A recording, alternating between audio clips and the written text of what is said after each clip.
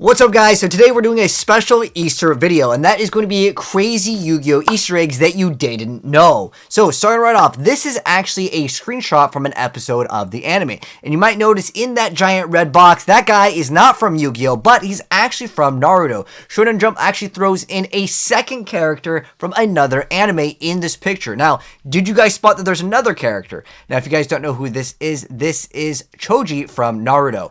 But on top of that, there's another character to not the right of him with the little bun, but to the right of him, that's another character from another Shonen Jump, and that is the Prince of Tennis. So they have a few different characters in it. You can also see, if you look at the top above, there's also a Kariba, but there's even more crazy things with Yu-Gi-Oh! That you might not have known that are kind of just Easter eggs, because obviously today's Easter, so that's why we're doing this. So, in the Disney animation Amphibia, there's actually a reference to Yugi in one of the episodes. They show off the Millennium Puzzle. Now, obviously, side-by-side comparison, you guys can see Yugi holding the puzzle. That's the necklace, and in the show, there is a reference to it. Now, are they going to do some collab? I have no idea, but all I know is that it's there, and that is, without a doubt, the Millennium Puzzle. Next up, this one's kind of more just in terms of like card, interesting kind of like, secret things in Yu-Gi-Oh! Cards. Not only are we going to cover like secret things and Easter eggs from other TV shows or animes or video games, because Konami does more than just, of course, Yu-Gi-Oh! But Evolzer Doka over here has this ability where it can detach a material, and you have to use 2 monsters to make it, so it's going to have its effect be able to be activated 2 times.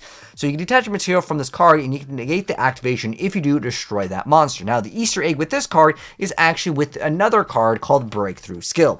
Now, with Breakthrough Skill, what's interesting is if you look at the artwork, you might see a very familiar face. Now, who is that? Well, Breakthrough Skill also has the same sort of mechanic where you're able to actually get 2 negations off of it. Once when you activate the card when it's on the field, and then once when it is in the graveyard, you get to banish it and also negate a second time. So Doka, on both of the artworks, actually has 2 negates even in the trap version, which is really cool.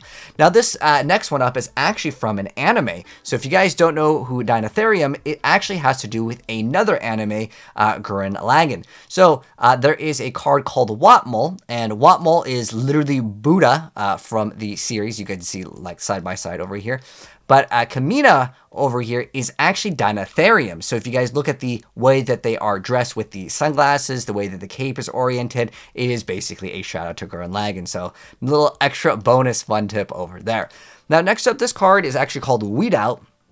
And it actually has very similar artwork to a card that is banned, and obviously its name is very similar in its sense. And that is actually a forbidden card called Return from the Different Dimension. Obviously, you can't use this card, but if you look at the artwork side by side, it is legitimately the same in terms of the design, and on top of that, of course, the name over here. We actually have one of the cards in the back. I didn't actually know that that was a wig. That's another Yu-Gi-Oh! Card where he's got like an afro.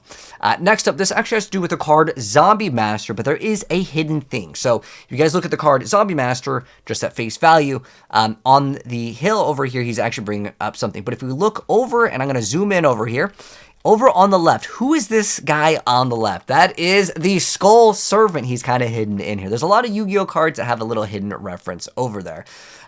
But this next one actually has to do with the video game, The Legend of the Mystical Ninja, which actually came out, I guess, first on the Super NES in 1991.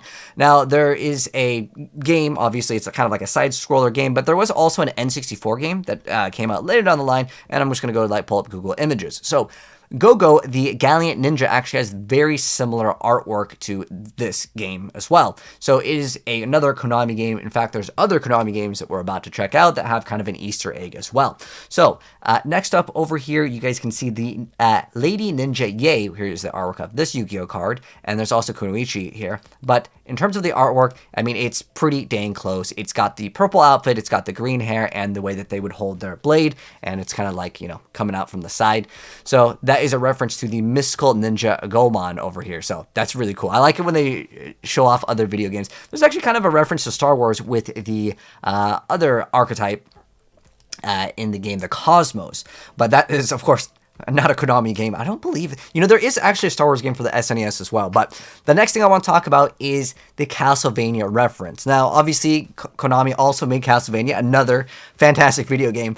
But they actually have a reference here to, of course, Castlevania via the artwork. I mean, this is straight up artwork from Castlevania. I wish they would come up with a Castlevania archetype. And even looking at this over here, is this a Castlevania reference over here? It says, rumor says that his clan's business is to defeat vampires. So yeah, I mean, he's Vampire Hunter. That's the Yu-Gi-Oh card. But fortunately, it doesn't have an insane effect. I mean, if it just battles a dark monster, you just get to destroy it immediately. Would have been really cool if this card actually was meta, or if they would make a Castlevania archetype in the future. I mean, there is a vampire archetype. It's just they never took it to the level of having all of the Castlevania characters. And I think that that'd be cool to see in the future. So let me know down below, guys, if you'd like to see Konami expand on the vampire archetype, making a Castlevania archetype, because we're going to be talking about another card. In fact, right here, you can see via the picture, Tactical Espionage Expert. So this is 1000%. If you've played Metal Gear Solid 2 for the PS2, that game was fantastic back when it came out in the demo for Zone of the Enders, which is another Konami game, which I'm really hoping in the future we also get another sequel to that game. But technically, Victory Viper exists as a Yu-Gi-Oh card. It probably has to do more with Gradius than anything. But Tactical Espionage Expert, if you've played the demo, or if it's basically on like the very first area in Metal Gear Solid 2 when it's like raining and you're on like the boat, that is the exact same area that you guys can see. I wish they just called him like Solid Snake. It'd be cool to see a Metal Gear Solid archetype in the future, to even have like some of the mechs. That'd be awesome. But yeah, this is Tactical Espionage Expert. Now, this one is a little bit more of a stretch here, because like I was looking up all of the Konami games, and I was looking at different like forums and posts. So there is another game. I don't think it really ever came out in the United States, but it's called Twin B. So what it is, it's a top-down bullet hell game where you're just basically shooting, and there's like, it's like an airplay game. Here's like basically a screenshot of it. You can pick up power-ups. It's actually one of the greater like games earlier. If you played like Raiden, it's kind of like that. There were some people that were saying that Battle Wasp Twin Bow, the attacker, was supposed to be like Twin Bow, and he's kind of a bee or a hornet. I don't know. Either way, that might be a shout out to it. I don't know. I feel like this one's a little bit of a stretch, but the next one is definitely not a stretch. This is Gradius. Gradius is another video game by Konami. Now, there's also another card called Victory Viper. Let me go type this in. Victory Viper is another Yu-Gi-Oh card. Now, there's another Konami game called Zone of the Enders, which if you guys haven't played that game, definitely check it out. One of the best Konami games of all time. It's still one of my favorites.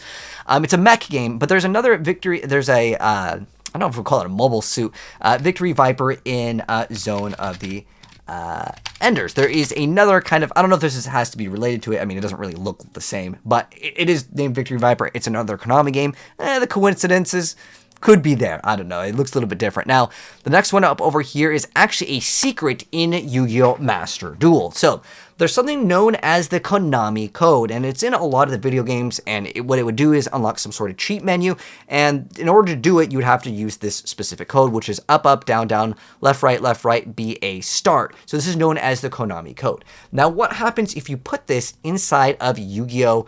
Master Duel? If you do this, let me go ahead and show you guys what happens. This is a post over on Reddit, but it's kind of cool. I like it when games have Easter eggs and like secret things that you might not have known about.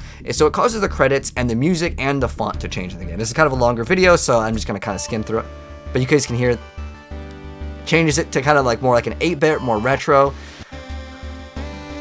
But I think that there may be even more Easter eggs, but the last one that I want to go over here is one of the weirdest ones I think I've ever heard of. I was checking out over on Reddit other like crazy Yu-Gi-Oh! Like Easter eggs and things like that. A lot of it had to do with like card artwork and seeing this card and this card. But this one is the most interesting thing, and I'm surprised it's not in any of the Yu-Gi-Oh! Games when you select rock, paper, and scissors. So did you guys know that you can play a game of rock, paper, and scissors with Gargano and Gargano MK2 and Gargano MK3? And if you look at the artwork of them, this was something I was like, wow, I played this game for so long, and I played this deck for so long. Heck, we hit, I think, top 50 back in the Dueling Network days with this deck when it was like actually meta.